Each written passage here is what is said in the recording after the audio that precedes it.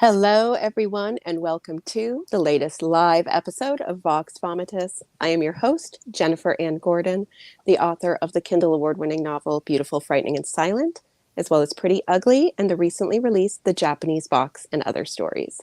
Joining me today, as always, is my Vox Vomitus vixen, Allison Martine, author of The Bourbon Books, which includes Dibs Since September, Move on Melinda, and Climb the Salmon Ladder.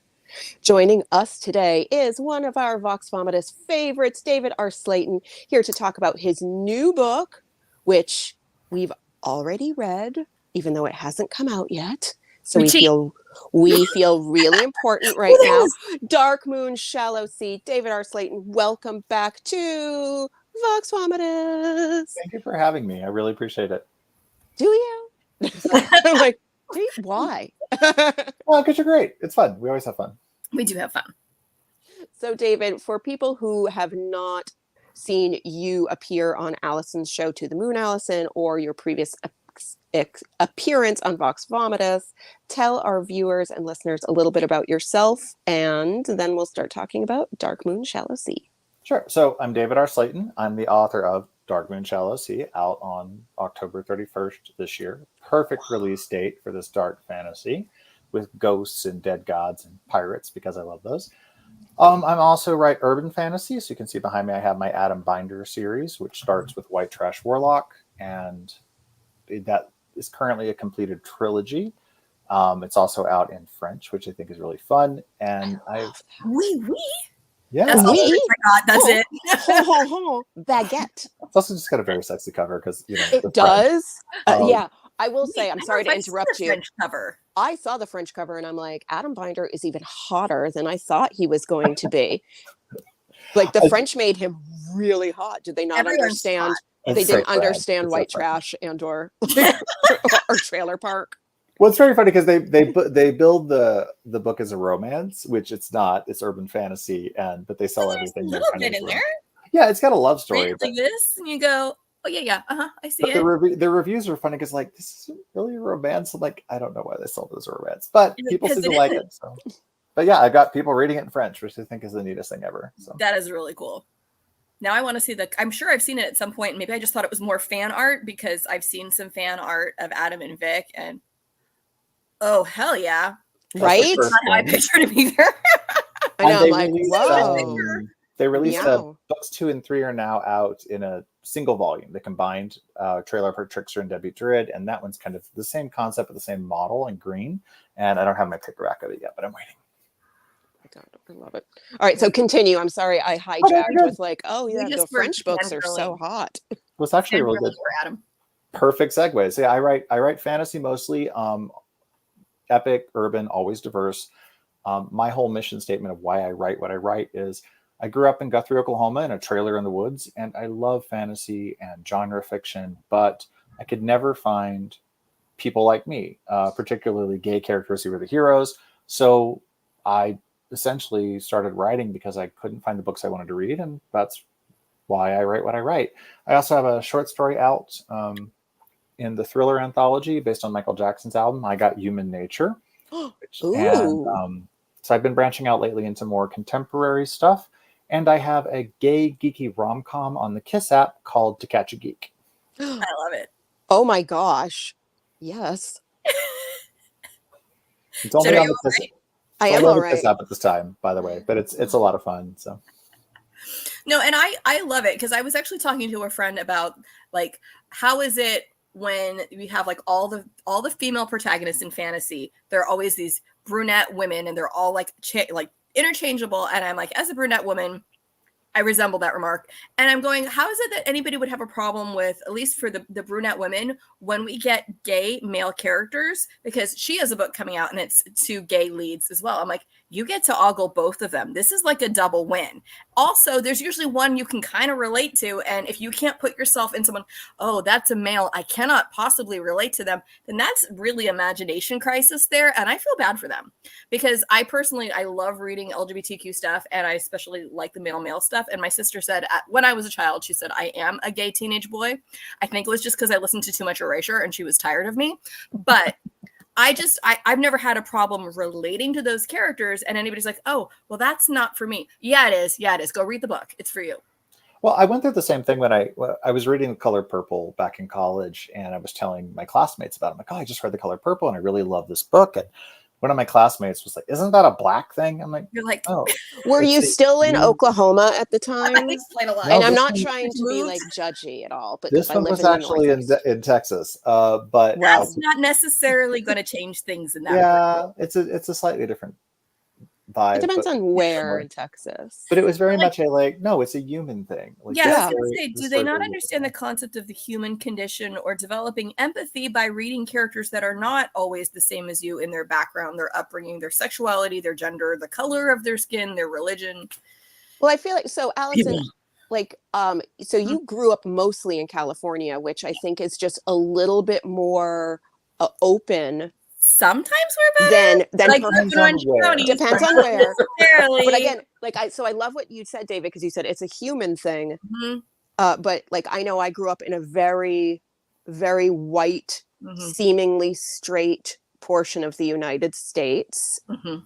And you know, David, you grew up, you said in Oklahoma. I've never spent a lot of time there, so I can't.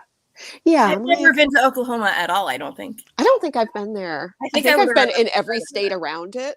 Well, Just avoiding. if for some reason you have to go to Oklahoma, and there are good people there, and that's There are one thing- really good people there. that's one thing I will say is, you know, when it comes to thing like political elections or whatever, I do get frustrated when people will ignore like deep red states or Yep. states like Florida or Texas where we have all these terrible things happening, because if you ignore them, they get worse.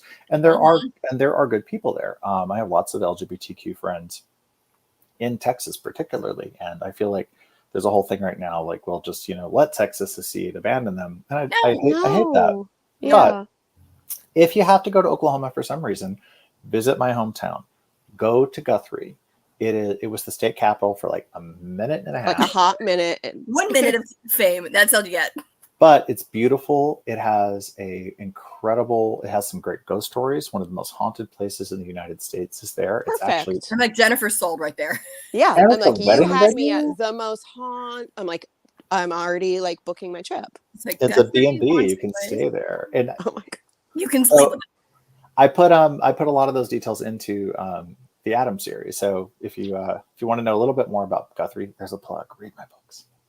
Go- Yeah, go- I won't lie. When I was reading the Adam Binder series, I was thinking, I kind of want to go there. Good. I want to go there. Like as a queer woman, I definitely want to go there and experience.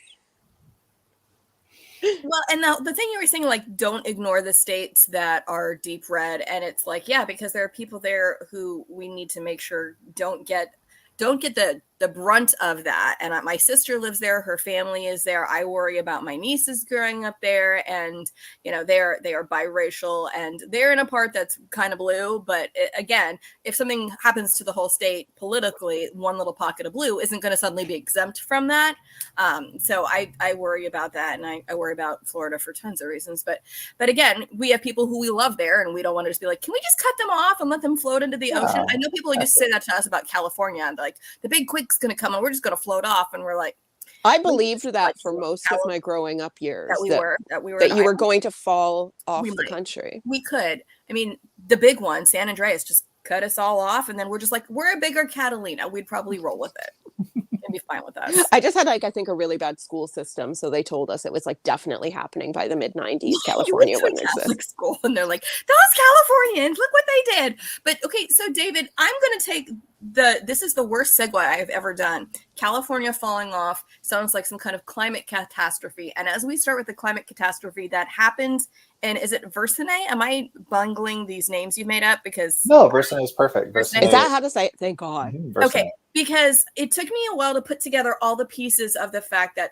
the moon is gone. That's screwing up the tides. That's why the grief is running around, because no one's taking the dead away. It took me I'm like, oh, all this is connected. I get it now. I know. I was just like, is grief another word for shadow? Well, And then it's, I'm like, it's not another word for But shadow, but it's not like just that. it's not. specifically because so to give the listeners and the viewers a context. So Dark Moon Shallow Sea is an epic fantasy. It's set in an original world. It's not unlike Versine is not unlike a dark Venice, or it's I got thought it was, yeah. actually But I think it's because you closer told to me that years ago, so I'm probably cheating because you told me that. yeah, it's closer to Naples in its seediness. And I had a friend who was just in Naples, and she was reading the book while in Naples. She's like, I have to stop. This is making me like look over my shoulder constantly for ghosts. So essentially what happened is 10 years before the book began, the Knights of the Sun God, Hyperion, killed the moon goddess Phoebe. And her death in this world, her function as the moon is the doorway to the underworld. So what happened is without her, to take the souls away, the ghosts of the dead can't get to the underworld. They can't move on. I love So that. stop the tide. So there's, like you said, there's a climate or a geographic effect of her being gone. Slowed them. The sun has some effect. So the tides are calmer, but they're not nearly as much without the moon. And the night sky's dark. But the worst part is the grief. And it's the grief for the moon. The ghosts, as they rise every night, and of course, more and more ghosts pile up. So now we're 10 years after that event. Rafe, our main character, is skulking around the city. He's her last worshiper. He has to hide because he would be branded a heretic. But he has a final gift from her, which allows him to see in the dark. Shadow sight. But everyone around him the world is slowly dying because without the moon, the cycle of death, life and death is slowing, and more dead are piling up. And as the grief gets worse, every night this mist rises, and it's using a Greco-Roman vibe. You can already sense that in the sense that I'm using Phoebe and Hyperion, Greek Titans. And what essentially happens is if you so much as scratch yourself, the blood-hungry ghost will come and rip the blood out of you. I love that. It's creepy. I love it. So I love that. So this, because this is the beginning of a series, seems, it's much darker and more gruesome than the Adam Binder series, which, as somebody who loves dark and gruesome, thank you. You're like, I like that. You're welcome. I like that a lot. And also I felt like calling the shadows and calling all of these spirits just the grief as a whole. I think we as kind of a world right now can really understand that, because after going through the pandemic together and facing worldwide a climate crisis, we all have very similar hurts. Yeah. And I started to think of that as, oh yeah, of course, we as a planet, like the current planet we live on, we are also dealing with a grief. So to have this physical, terrifying manifestation of it, yes. You're right. And I think one of the worst things the pandemic has done is it's accelerated our social breaking from each other. Mm-hmm. We're more isolated. I barely left my house before, honestly, lockdown, but I am an indoors enthusiast, as I recently heard another author call it. And I usually call myself a house cat, but I like you indoor enthusiast better. Yeah. I say house mouse. I'm a house mouse, but I think has accelerated that problem of us. So I go out in public now, and it's starting to creep back a bit, but like people don't know how to interact in public a lot now, and we've lost kind of that thin veneer of social grace. Mm-hmm. Whatever was there before. Yeah, it's a little bit faded, and I go to the grocery store, and I hate to see it, because I feel like we have sort of been broken in a way by this, and I am hoping we recover, if it's possible that we recover our ability to be together. So you just recently were at New York City Comic Con, so there's not a lot more out in public possible than New York City Comic Con. How was that as an experience for you as an indoor enthusiast / house mouse? So I have a trick that I wear. If you see me wearing a suit like a jacket, I always wear like a nerdy t-shirt and a jacket. That is my signal to myself that I have to be on. That is that's the costume. Put on the jacket, turn on the David. Yep. When the jacket goes on, then it's extrovert time, and I need to be on. So anytime you see me at an author event of any kind, I'll always be wearing a jacket over a nerdy t-shirt, and that's my psychological cue to step be up. In the character of David R. Slayton. I love that, and I just realized, so gender roles, I'm just jealous because women generally can't get away with a t-shirt and then a cool jacket over. Like, we're expected to wear other stuff at these things, and I would like to start doing that too, and more comfortable shoes. Thank you. Even though I need fancier shoes to be taller so that I'm in the frame in pictures, or just I can carry on a Just little stand box. on a chair. That's what I do. No, we need to fight that this. works. We need to get you sexy jackets from like Shein or something. Sheen. I just Fancy like try to wear like The half velvet jacket, Halloween want that one. costume. Half Halloween costume is what I do. Like I'm going out in public tomorrow night and I fully intend to wear a Halloween costume. I love You it. should. I'm gonna do my like Rose the Hat kind of queer icon. Yeah, then you're gonna be like this tall. Because the hat will make me seem like I'm normal sized. People think you're taller when you wear a really big hat. I love it. But Very okay, but even getting back into gender roles, something you did in your book that I had to fight my own stereotypes because certain characters, I'm like, Bishop, the bishop's a woman. I had to do that. I'm like, I was a United Methodist. I should know the bishop is a woman. That shouldn't be weird to me. But because of the fantasy setting, fantasy almost always, and especially with like the Greco-Roman back then, probably wouldn't have been a woman. So it's like most of the main characters are men and men in relationships with one another.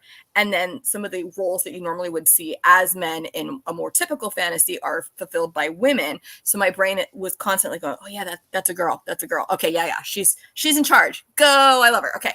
But I loved that because it was something that was just like a little tweak that didn't upset like the fantasy vibe, but it made me go, this is not just yet another one where it's the same characters recycled. These are all different. These are new. And I'm allowed to ogle like half the cast because they're all hot. I ogled the entire cast. Yeah. No, and David, not really the dog though. The dog is my favorite. I did not ogle the dog. Thank you, didn't ogle Jennifer, the for dog, clarifying. to be clear, because I want to segue eventually into talking about the dog relationship, but I didn't want anybody to think that I was doing that in a sexy way. Please don't. But I loved it. You shared with me a while ago and they were on your page and I almost like stole and reposted. I'm like, no, just redo it. People go to David's pages. You had people dress up as some of the characters in this book and you showed them to me, but it was before I had access on NetGalley to read the book. And so now I went back and I'm like, oh. So I don't know where you are as far as pulling these inspirations, but you write like certain guys you write. I'm like, that is like 1000% my type. And is he available? And I think you told me the guys that you had modeled might have been straight. So that's like something that I love the words might have been straight. They were all straight. They were so I did a guest post like 100% straight, and they're also way too good for me. So they were all and I'm married, but still. They were all super professional. So let's explain this a little bit. So one thing I did for this book, and I'm actually going to start posting them today because the book is out in 6 days. But if you go to Joyfully J's blog, just Google Joyfully J, Jay.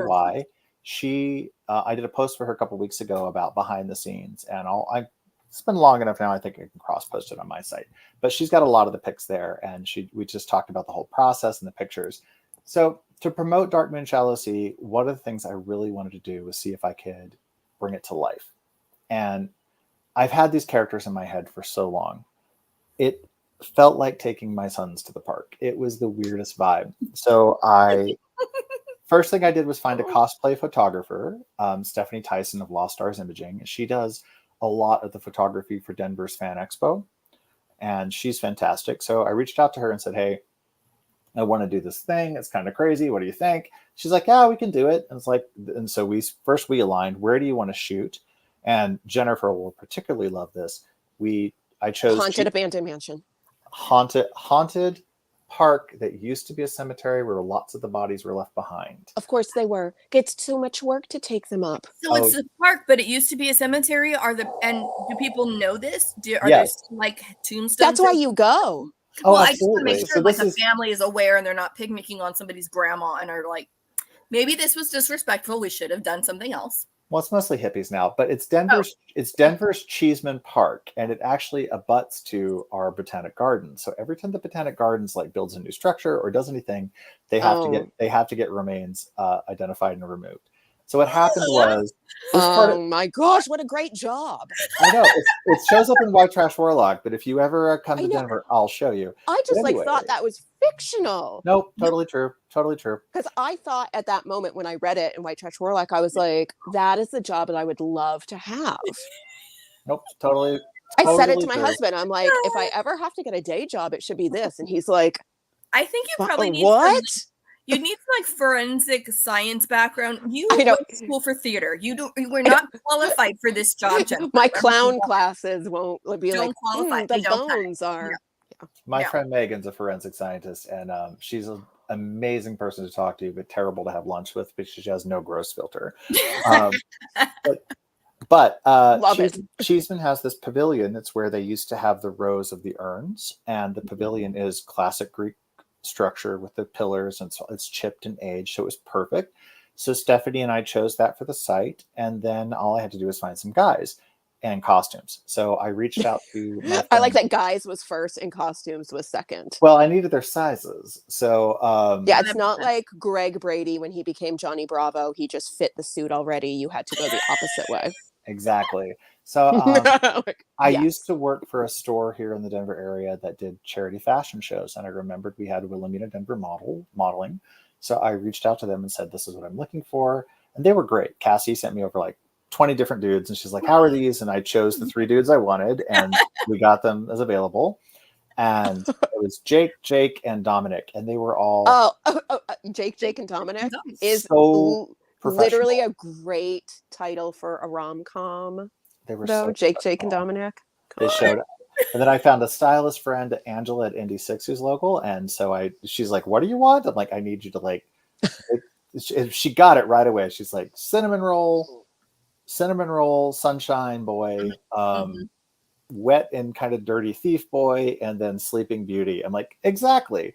Exactly. So, You're like chef's kiss. exactly. So I guess it's Greco-Roman, but some of the names did feel very Greek. Like Kinos felt very Greek, and his coloring was more Greek. And I'm like, he's Greek. I love him. He can come over here. Well, the idea is that it's kind of in more of like a 1600s, 1500s era. So the idea is that when the Olympians defeated their parents, the Titans, they were banished to Tartarus. But some of the myths say they were banished elsewhere, and they went and founded a new golden age. So this is essentially when they left our world, they ended up in this world, and that's where the idea that the Titans are the dominant gods. Love it. Love it. Love it. Did you do, so I know like in your brain, you're envisioning it like, oh, it's the Naples vibe, but it's like the Venetian landscape. Did you allow yourself to go to Italy and eat all the food and call it research? So many times. So I've been to Italy now. Because like Italy's my favorite place in the world. 5 and Venice is, shut up. I started writing this book so long ago that essentially every trip I go, East Light is an island in the book that is really critical to the plot.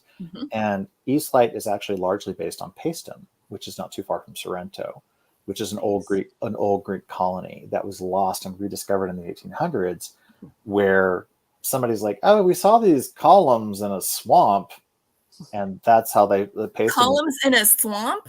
Paestum was lost for a long time, and it's still they are still carving out and discovered. But there's 3 temples there that are very well intact, ancient temples. Okay, so are these on mainland Greece or are they on an island? Because I know there are a bunch of islands over there. They're in mainland Italy. They were mainland Italy. They were a Greek colony. It was a Greek colony, Poseidon. It also has a wonderful burial of a gay man. With the frescoes in the tomb showed him with his lover, and so it was very. But anyway, it's a great little out of the way stop that nobody goes to. I want to spend like a month there sometime. But I know that sounds fantastic. I'm just like, what? I'm writing a mystery set in a romantic suspense mystery situation set in Italy right now. So yeah, I've been to Italy. Valid. So I grew up super poor, and it's really important to understand this. I grew up really poor, but I don't drive a car since both my jobs are from home. I live a very modest lifestyle, and that allows me to go to Europe once a year or so. So same. So that's my husband and I. He's Russian. He grew up in Russia. You know, not a lot of huge money there. I grew up very poor in New England. But that's what we do now. We have one car that we barely ever drive. We both work from home. I have a prepaid terrible cell phone. We don't do a lot of stuff. But I'm like, puppy. I have the most expensive thing I have is my dog. Yeah, no. And he is expensive because he is a precious he needs to be lord. Groomed. He needs to be groomed. But yeah, like, so people are always like, how do you travel the way you do? I'm like, first of all, we travel on the cheap. Off and season. It's off season. I usually go in January or February. Like, we're going to Morocco on Thanksgiving night because it's the cheapest night of the year to fly internationally.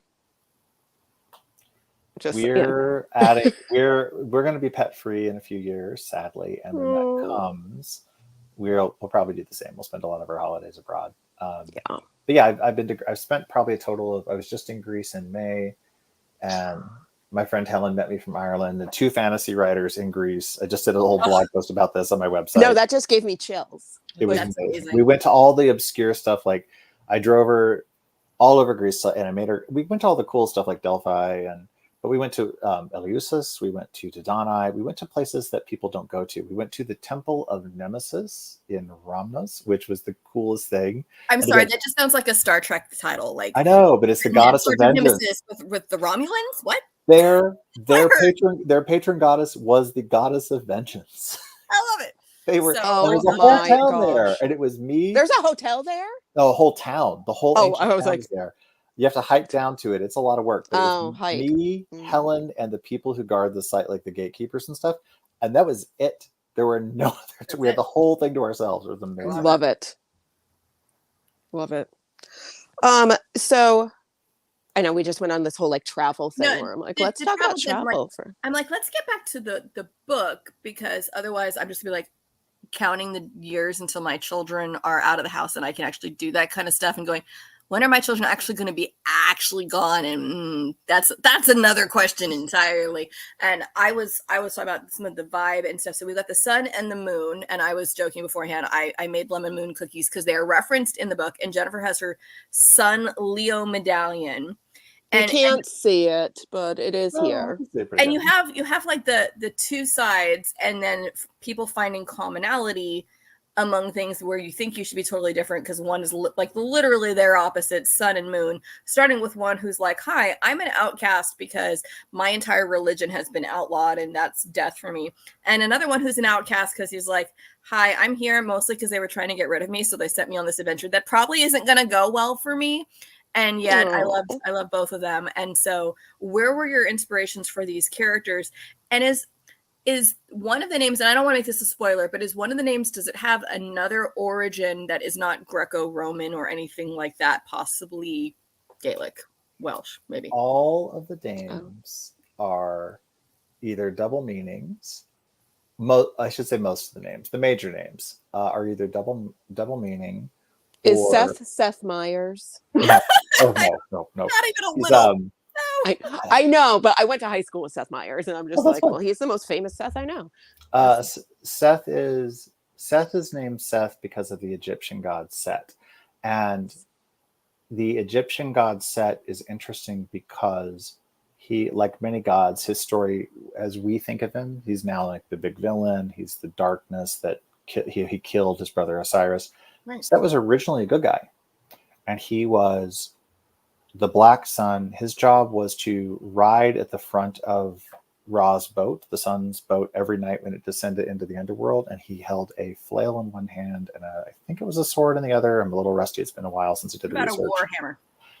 I don't think it was a hammer, but I think it was a sword and a flail. But his job was to protect the sun every night on its journey through the underworld. So he originally wasn't evil. And spoiler, and I think that's not a big spoiler because you get into Seth's head pretty quickly in the book, and Seth isn't evil, but Rafe, our main character, of course, would think him so because he's a Knight of the Sun. So all of the names have little twisty things about them. Like you picked up on the fact that Kinos is Greco-Roman. It's actually named for a famous battle. His Kinos Kerfere, and probably saying it badly. My Greek is a weird mix of ancient, modern, and then my own Oklahoma accent. But Kinos is he's named for a very famous battlefield that meant Dog's Head. So there's all these little things I did with the names of the places and the stuff. Some of it's really little Easter eggs for you, and some of it is my own invention of when I wanted to put some spins on things. Well, I loved it. And I loved how you had these different characters. And again, the perceptions of each other based on, well, what group do you fall into? And therefore, well, you must be this because you worship this, or you follow these people. But even down to the whole idea of okay, what is our relationship to the gods? What are the gods' relationships to each other? And what is the gods' relationship to people? And should we automatically presume that somebody who says they speak for a god actually does? And I love that, because it's like, yes, we're talking about this in the fantasy context, but you can't help but then come into like, and how does this play out into my everyday life? And go. Because you can't help but think of that. And then the idea of like, oh, well, these people worship something differently than I do. Are they automatically my enemy? Or maybe I should get to know them. And that is my political theory for the day. I am they're living in a polytheistic situation. So one thing that's really important to understand about this world is no one in their world would say Hyperion is the only god, right, or Phoebe is the only goddess. That they would not have that kind of level. They understand that Phoebe, Hyperion, Rhea, all of them are real. Tethys, yeah, they're a family. And the gods have this troublesome relationship with each other because they're siblings and spouses and all the stuff that they have truly ancient history with each other. And that's one of the reasons I chose the Titans over, say, the Olympians. The Olympians, everybody's written about, and we all know they're them overdone. well. Exactly. We've seen Hercules, legendary journeys. We're done. It's fine. But the Titans are more primordial. They're closer to the grandparents of the Olympians, so they're more elemental. They're less defined. And we've talked about travel. Just trying to find statues or representations of all of them, which I do everywhere I travel and in my research, it's really hard because their worship, such as it was, came so long ago. So it was really nice to get to define that a little bit more and to color in some corners of their lore. And also because they are so less defined and used, I could make it. You had leeway. Yeah, I could make it more my own. Exactly. Can we talk about the dogs? I'm sorry. Okay. Can we talk about the main dog? I was going to talk about the travel within the book, but I think the dogs, that's a better way to go. Dogs. Argos is the best fire pupper. He's so good. The moment I was like, Argos, I'm like, new favorite character. Like, I like I was just like, immediately, I'm like, oh my gosh, I am here all day, every day for Argos and Seth. Like, and I was ahead of her, and I had to confirm that the dog was going to be okay. I know. I'm just like, there's a dog. I like the dog. My dog's all right. Chill out. Dog's okay. Because, so I won't lie, I have not gotten to the end of the book because, as I told Allison before we went live earlier today, I had 6 interviews this week, or like 4 interviews, and then I'm doing a panel. So I've read a huge chunk of 6 books in 1 week. I don't even want to see inside. I just haven't gotten to the end of any of them, and I'm dying. Soup. It's just like soup. I couldn't. I'm just like in that way. But here's the thing: it was a great reading week because every book I'm like, damn it, this is really good. Well, and this is really good. And then I'm like, go back to the rest of these and have to remember, like, wait, what's going on? And then don't put the wrong ending with a different beginning. That would be really confusing. It's good that many of them are very different genres. That helps. That would help. Very good. Though I did have 2 Eds who both went by EA something. Why would they do that? But then here's the thing, Ed Amar, EA Amar, I just started his new book, but I know that we're not talking to him again until February, so I'm waiting. Yeah, I was going to say, that's like months away. I'm like, I know, but I just had to do a little because I talked to him for New England Crime Bake.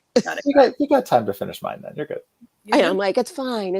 And I'm weirdly now ahead of our Vox Vomitus reading. Well, yeah, because next week we have an audio. So that actually helps because I'm like, oh, good, audio. My eyes can take a break.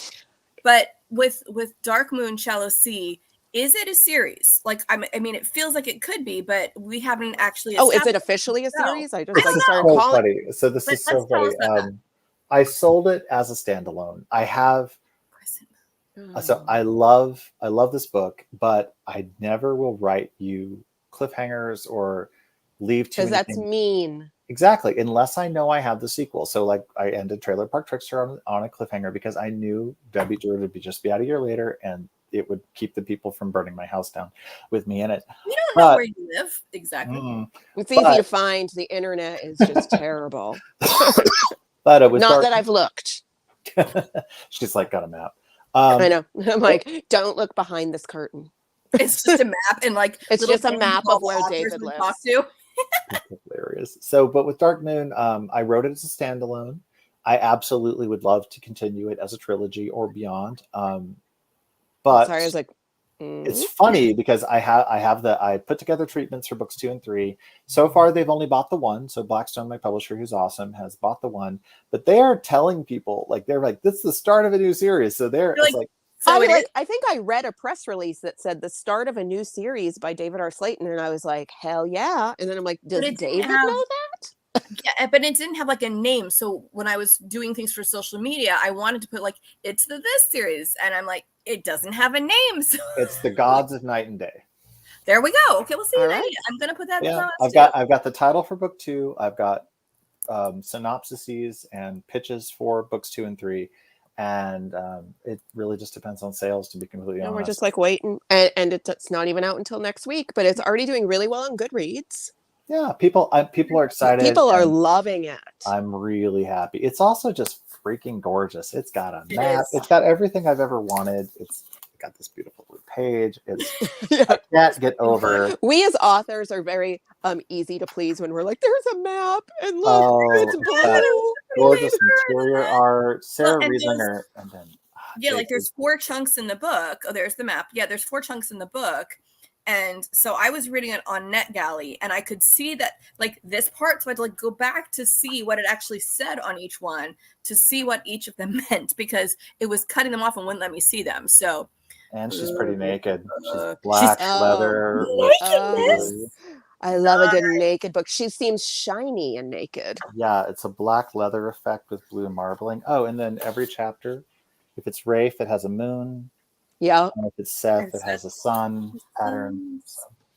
Yeah, I didn't get that. I got it saying sun or moon, and then the font for that is gorgeous. And then there's the 4 chunk dividers because each of those, but I couldn't see the full picture. I'm like, NetGalley, you're teasing me. Rude. NetGalley is a tease. The art aren't as finished. Also, there's typos and things. So just note that if you ever read an advanced reader copy, it's never the finished version. Like there's always Don't be mad if there's an extra copy somewhere. It's not. Hasn't gotten there yet. I won't say who the author was, but I got a very, very early NetGalley arc for somebody who's very famous. Very famous. But it was like a year and a half before the book was coming out. It was really early. And I don't know how I got approved because this person has never been on our show. And I read it, and like you could just tell like the formatting was just like not even there at all. I'm like, is this just her original Word document? She just sent it out to people. And you'd think for that they would do at least a little something before they give it out. But no, they didn't. They didn't. But the book was still amazing, but you could tell there were just like paragraphs would end in the middle, and then it would just be like literally like a list of ideas, it seemed. And I'm like, this looks like my rough draft. I was gonna say, I only get drafts like that from you and from Abigail, who will sometimes be like, I'm coming back to that, and something happens, parentheses, I can't figure out the scene, but placeholder name for lead man here. Yeah. Yes. Exactly. But then I ended up buying the finished product of the book and reread it, and it was so spectacular. And it was spectacular even in the arc. But that was the first one that I read that I'm like, oh, this is really early. But I loved it even more because it's an author I definitely like obsess over. I have guesses. I won't do it live, but I'll ask later. Yeah, I'll tell you after. It was this person. Like, I'll definitely tell you after. And it's a beautiful book. Under the bus for the fact that, like everyone, authors don't write clean, rough drafts. And we don't always have a say of what the review copy is going to look like, because I know my review copies have gone out before. I was like, oh, like they're okay. Well, and I torture my poor editors because I check. I do now, which is something I had to kind of learn. But every time it crosses my desk, I check it fully. So and this is something I want people to know is that when you write your whole book and you edit it and you get it together, but what then happens is when it gets put into publication format, whether that's ebook, print, whatever, somebody has to manually set all the line breaks and things. And that means they often have to retype sections of it. So you have to read the whole thing again each time? I do, because my first draft, like my first print run of Warlock, had some stuff in it because I didn't know that. And it's nobody's fault. Like a dozen people touch this thing, it moves through. But what happened was people like, oh, there's like a typo on this page or something. And I looked, it's like, oh, there is. But then so it's not about it for me. Every time the book crosses my desk, which my editor, I think, sometimes wants to murder me, and I send her cookies. So she Lemon cookies. or just in general. But I go through and do a line pass of and I take the PDF and convert it back into Word and then check it again, because whoever's typesetting it can sometimes, because they have to retype sections, they might leave out a word or add a word or make a typo. So again, don't be too hard on the authors, because I can't tell you how many times I've read this book. And I wrote this book originally so long ago, and then I completely rewrote it for this time. So because it had been shelved, and I was like, I love this book, but it's really bad. So is this the book of your heart? It is. This is the book of my dark little heart. I was gonna say, because when we first Thank talked, you for sharing it. Well, we first talked on To the Moon Allison like 3 years ago now, and it was right after, I want to say it was Trailer Park Trickster came out. And I read both books because I hadn't read the first one. You were someone that our producer at the time said, here, read this book.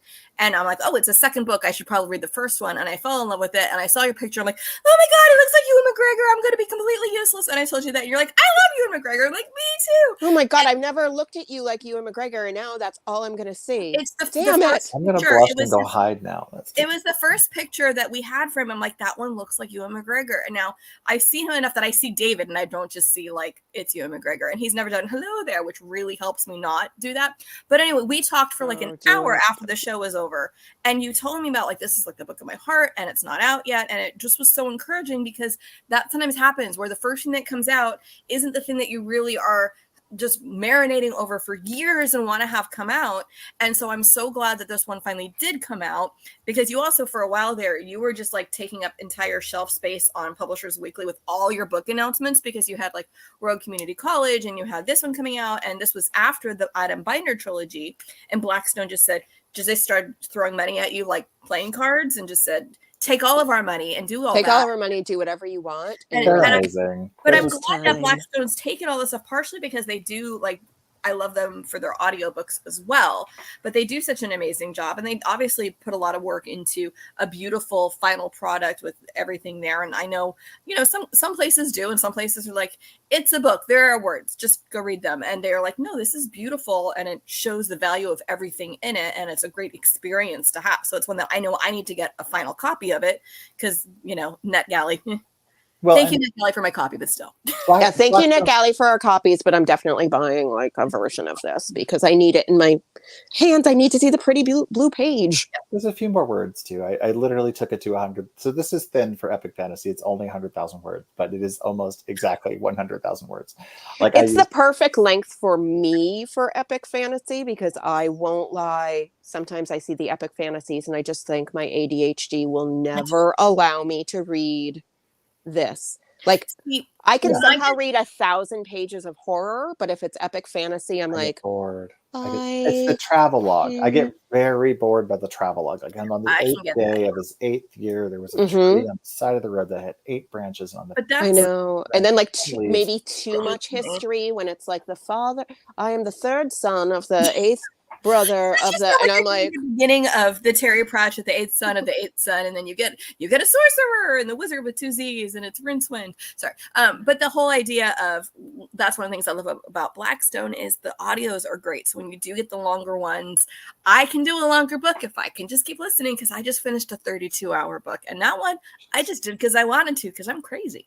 But I loved it, but I probably could never have sat down and read that. Like, no. Yeah.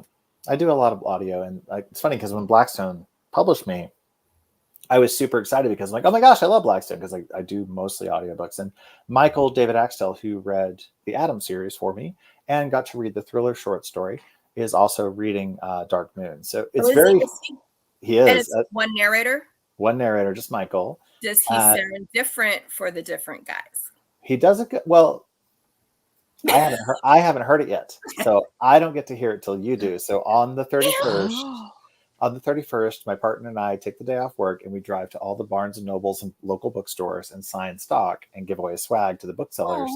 I And love that. and as we do, we listen to the audiobook. So I will get to hear it when you do on the 31st. So, how do you feel when you listen to your audiobooks? Because I know, like, You won't do it.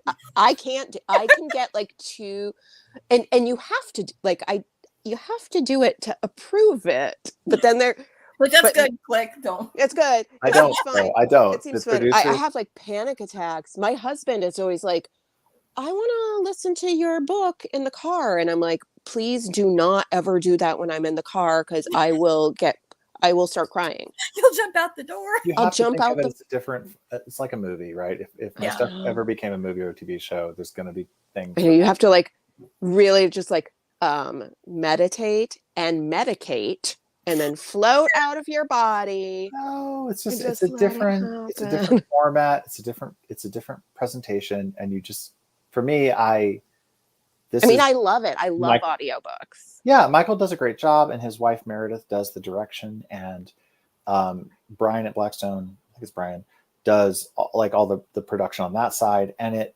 honestly, I don't have anything to do with the audio Just let it except happen. when it starts, they send me a spreadsheet and I fill out the pronunciations. Which that's was fun for good. this one since it's fantasy. I had to do a lot more than usual. Everyone knows how to say Adam. And then but yeah, so I honestly won't know until the 31st. But for me, it's weird. It's the audiobook is when it comes alive. Mm-hmm. That's the moment when it I thought it would be when I got my, actual hardcover copy and I could see the map and all that. Weirdly enough, in my publication journey, it's been when I hear the audiobook. That's when it's like, okay, this is real. That. But it makes sense to me though, because you're hearing it in somebody else's voice versus it's your words over and over again. Okay, this is a different font. It's on paper, but once someone else is reading it out loud, it's almost like you're getting to experience what someone else reading it would experience. Yeah, And that is beautiful. Your way, yeah. Like, it's also terrifying. But I will say, like, the little times that I've been able to like physically sit through my own audiobooks, I'm just like, oh, that's beautiful the way they delivered that. I wouldn't have delivered it like that. And then I'm like, I'm terrible. I'm a bad writer. I should have known that. I should have. And then there are times that I'm like, Yourself up as an actress, I would have too. read You're that different. I know, as an actress, You're also a theater person, as an so you're probably actress hard on and that. a Leo. So we're gonna come back to the Leo of it all. David R. Slayton, you are also a Leo. I am. But you said you were not like a I'm not a cult. self-absorbed. I'm not a cult leader, Leo. I'm more of a. Leo. You're so. Are you in August or July, Leo? I'm an August Leo. When in August? I don't. I'm want to August take 20th. birthday on a podcast, Don't but do it's that. No, okay, a you little know, bit later. later. I'm very August? close. I will say this: I'm close to you. Okay, that makes sense that you wouldn't be cult leader and more. I'll help you bury the body. Well, it's funny because I think it's on Twitter, so I think my birthday Well, is not hard to find. It's August 19th, so I'm just a day before you. Oh my gosh, Yeah. we're practically twins. And you look so similar too. We're like, look at us. I look like you and McGregor too. I didn't wish recognize I you. did. You- I know, it's me, you and McGregor. It's me. You should try I was that. like Mario. It's me, Mario. Demand the Ewan McGregor discount wherever you go. I know. love Like, hi. I don't know if you know, but Do you know who I've I been. am? I am one day away from a birthday of somebody who looks like you and McGregor. It's not a thing. But okay, so David, so the Gods of Night and Day series, I do want another one. So if you read another one and you're like, I need betas, I formally volunteered. Give me. She's like throwing herself on the pyre. Because if it hasn't been contracted yet, it might be a while till it gets out. And I have no patience and I have no chill. So I will be like, I would like an early copy. That would be lovely. I feel like Allison's asking just for the synopses and the pitch. Maybe. In Well, private, not now. I don't. No, The thing is, I don't want to talk about the. I will tell you the title. The second book would be titled "The Silent Paths of Night." Okay. Yeah, that makes sense. Hot. Is something that comes up in this one. Yeah. So if you might recognize the line from a song that's referenced in Dark Moon, and I will say that. So the 2023 is Dark Moon Shallow Sea. 2024 is Rogue Community College. This is my Blackstone publication schedule. Mm-hmm. And then the next 2 years, 2025 and 6, we're just signing the ink on something else that I can't say yet, but that will be, it would not be this series. So if you get book 2 in this, it probably wouldn't be until 2027. That's a long time. Like, That's a long time, but here old. you're saying it now, though. You know what's going to happen. You understand it. We're not George R.R. Martining anything. I will never do that to my readers. It's another reason I do them so short too, is I don't want, and another reason I work mostly in trilogies or duologies is I don't want people to have to worry about that. And I'm also more of a plotter than I believe he is. I think one of the biggest things is run into some of these authors, they're pantsers. And Hi. Hey. Whoa, it's like fighting words right there, Allison. Well, and I were like, but what? I don't write massive series like that. And even when I do for my romances, but they're not massive, and that's a whole other thing. But the whole idea, most of my spec stuff, it's standalone and intentionally so. And some of it, like, okay, it could be a series, but it could also be standalone because you don't want to leave people hanging. And I want to say for Dark Moon Shallow Sea, you had an excellent ending.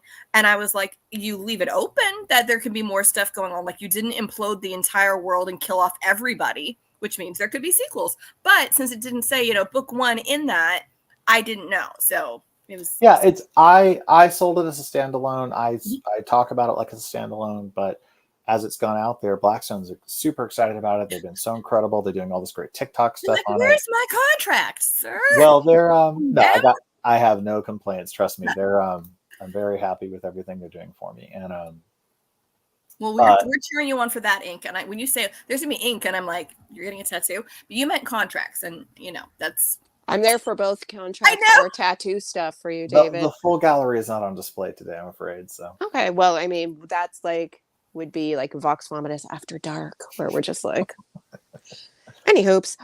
David, you are always amazing. We're really excited about Dark Moon Shallow Sea. And whatever happens, whatever contract is currently in the wet ink stage, we're going to cheer you on when it becomes announced. And you are always welcome back here. We adore you. Thank you for being part of another episode of Vox Vomitus. Thank you for having me. Everybody who's watching this live or on the replay, next week we have Christopher Golden talking about Slayers, a Buffyverse story, which is crazy. We love Christopher, and he's great. And we love Buffy. Allison and I talk about Buffy. I think 90% of our conversations are weirdly about Buffy. I'm just hoping I can do the interview and not just be quoting it the whole time, because there'll be like, Allison, you need to stop. I'm like, but I can't. And it's okay. It's all going to be amazing. So thank you, everybody, for joining us this week. Stay tuned for next week, and we will see you then. Bye. Bye.